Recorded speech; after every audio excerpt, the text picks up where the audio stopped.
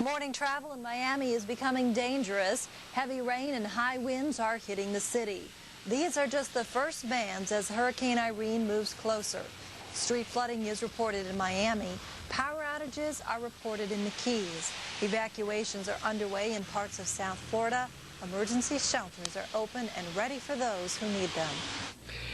And we're here on the southwest coast in Naples, Florida, as we await the serious impact from Hurricane Irene. I'm Mike Seidel. Stay tuned. We'll have a live report coming up in just a moment. Hello and welcome to Weather Center. It is 8:30 Eastern, 7:30 Central. It's Friday, October 15th, and I'm Heather Tesh.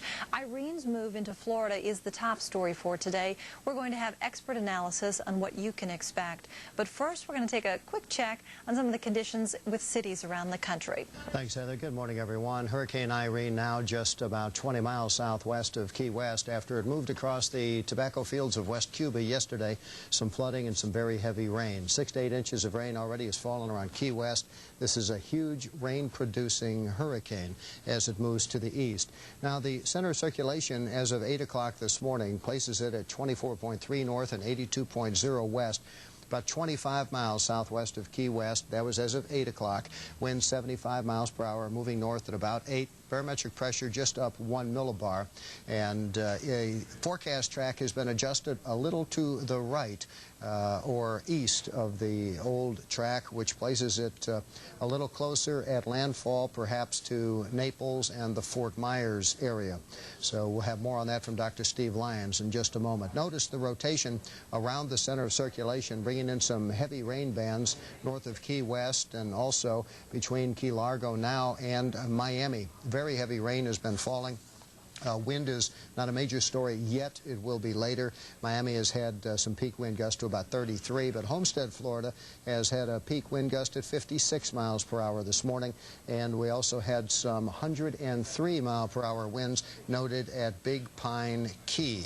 So this hurricane moving now at about 9 miles per hour toward Florida. Now, we've also had some tropical storm watches that have been issued for Abaco and the Grand Bahamas, and there are flash flood watches in effect for South Florida.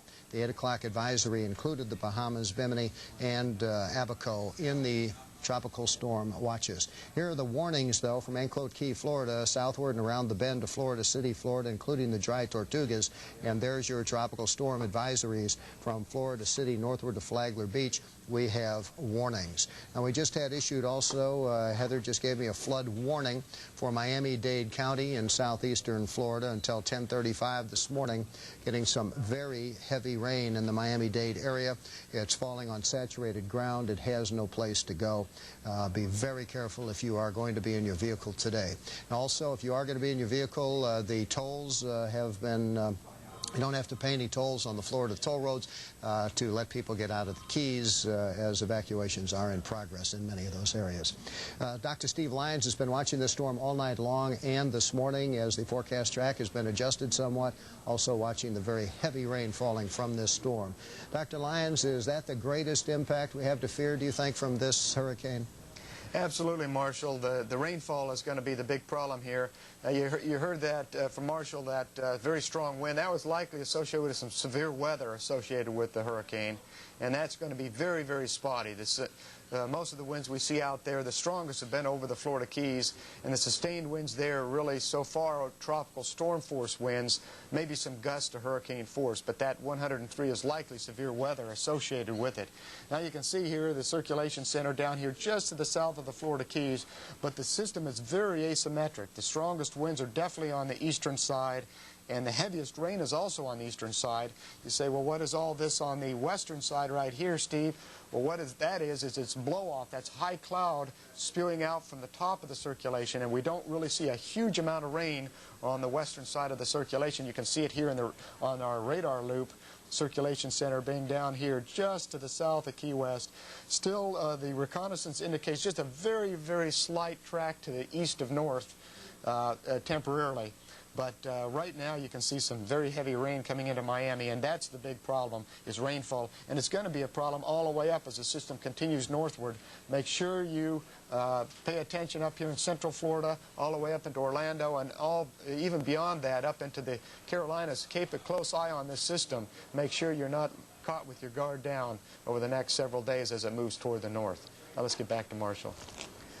Thanks a lot, Dr. Lyons. We'll check back with you as this storm... Warren, you mentioned as much as 8+ inches of rain has fallen here, and as a result, a lot of the cars in this particular parking lot have seen water rise up halfway to their tires, and I guess, thank goodness, they weren't near the door. Now, here tonight, we still have, again, a light breeze, the rain coming on down, and the parking lot that I'm standing in here is still inundated by water, even though in the last hour or so, that water has gone down just a little bit. So some good news there. But the rain not letting up, apparently from those transformers blowing. The wind hasn't either. So we're dealing with power outages tonight. And Florida Power and Light is telling us, hey, there's a very good chance, as long as these winds stay up tonight, we're not going to be able to get out and repair a lot of these outages. So folks, just hang tight during the night. Yeah, it's a little humid out there. But hopefully as the storm begins to pull away just a little bit, we'll get some drier air in here later on tonight, and it won't feel so uncomfortable inside. But all in all, Warren, a vicious night here. I got to tell you, after going through even some major hurricanes and even some strong Category 2s, this is one of the worst hurricanes I've ever been in, with a southwest landfall on the Florida side and being on the east side here, where winds where I could barely stand up earlier on today. So just no doubt a memorable one for me, and hopefully the folks here on the Gold Coast will make it through okay. We'll keep you posted here from Hollywood Beach. Right now, let's go back to you, Warren.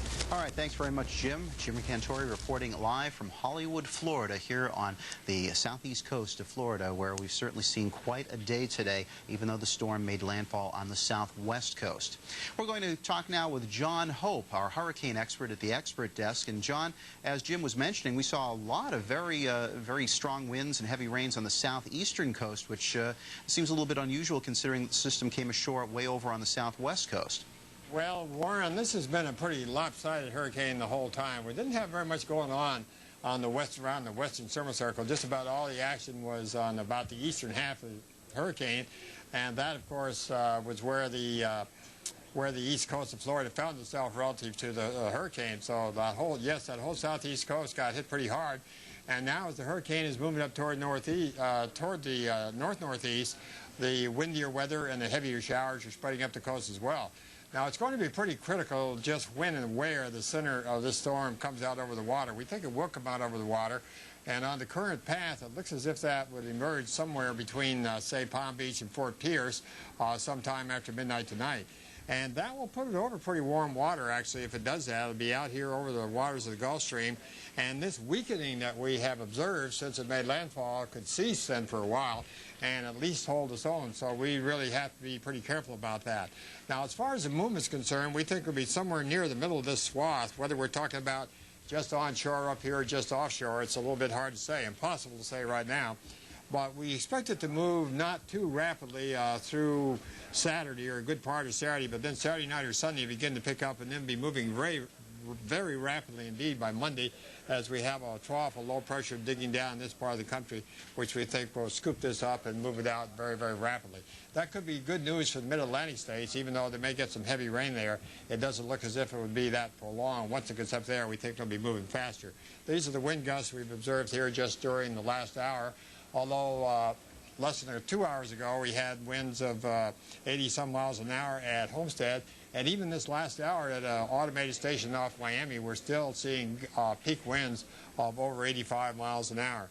Don't see very much let up in the bright red clouds associated with this system here. We've got good outflow now in all quadrants. Looks better organized, or at least as well organized as it did when it made landfall out here in the around the Cape Sable area.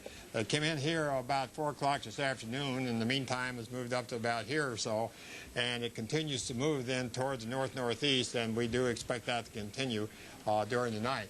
Now, as far as the rainfall is concerned, this is what we see on the Doppler radar. We have a wide area of rainfall amounts from 4 to 6 inches. As you know, they have had about 8 inches in Hollywood and nearly over 6 inches now in Miami.